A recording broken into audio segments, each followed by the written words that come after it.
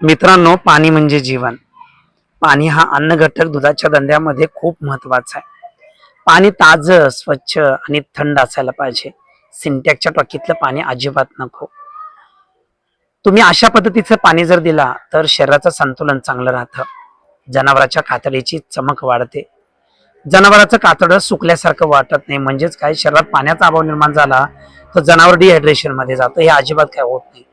पोट भरून साधं म्हणजे ताजं, स्वच्छ आणि थंड पाणी आपल्या जनावराला सोय करायची आहे.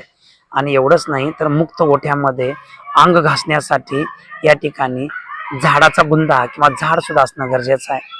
त्याचबरोबर मुक्त गोठ्यामध्ये मुरमाची जमीन, त्याचबरोबर या ठिकाणी त्या जनावरांना कॉन्क्रीटचा गोठा, निवाऱ्याची सोय, अंग घासण्यासाठी ब्रश, ह्या सेवा सुविधा अतिशय महत्वाचं आहे.